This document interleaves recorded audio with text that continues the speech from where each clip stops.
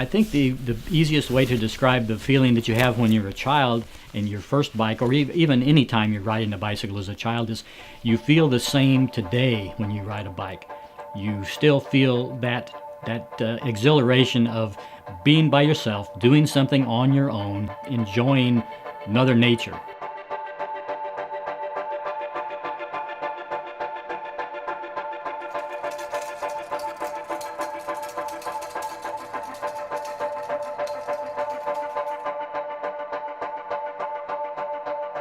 My name is Steve Carter. I'm the past commander of the Wheelmen, which is a national organization of antique bicycles.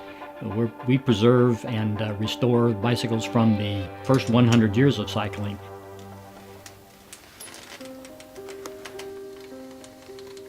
My earliest clear memory is when I was standing in front of a Western auto store, looking in the window at a beautiful new bicycle. I wanted it, and my parents, not being rich and wanting to teach me a lesson, told me I needed to work for it. About the third time I stood in front of this window, a man came out from the Western auto store, happened to be the owner. He asked me if I wanted to get the bike. Of course I wanted it, and he said that he was looking for a delivery person. And at the end of the summer, I will have earned the bicycle.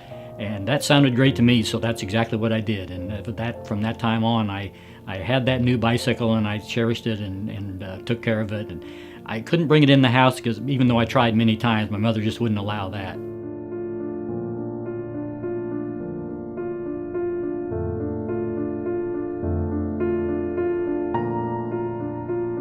We are caretakers of these bicycles while they're in our presence. We must preserve them. We should, at all possible ways, pass them on to the next generation in equal or better condition than we received them, or in the case of restoration, I try to restore them exactly the way they came out of the factory.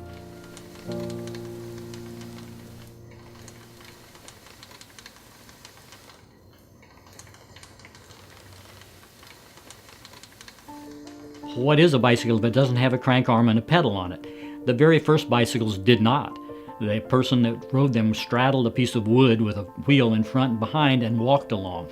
About 1860, someone put it all together, and all of a sudden, here we have a crank arm and a pedal on a bicycle where you keep your feet off the ground all the time. We still today have crank arms and pedals. It's exactly the same. Bikes are much lighter, made out of different materials, but in essence, we haven't changed a lot over 100 years.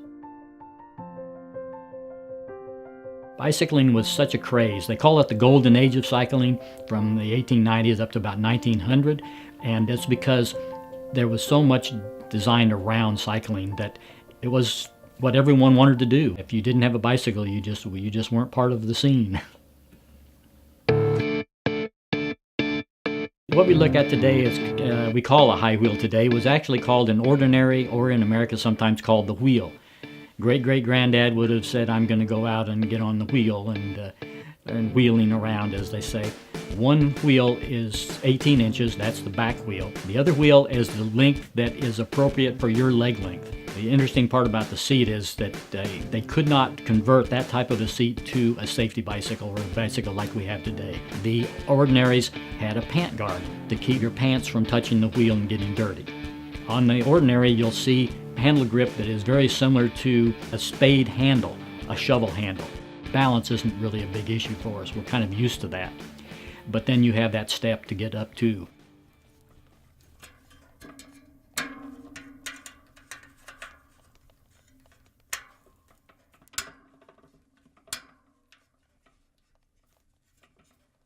I think there's no question the bike can hold its own for a long period of time, just because if we look at the history of bicycling, how it's gone back 100 years from now, I think we're going to see bicycles with still having diamond frames. We may have some type of material that they're made of we don't even know about today, but I believe we'll still be pedaling them with our legs, and we'll still be steering them with our hands, and we'll still be sitting on a comfortable or less comfortable or more comfortable seat, who knows. But we'll still be on bicycles. They'll still have a place.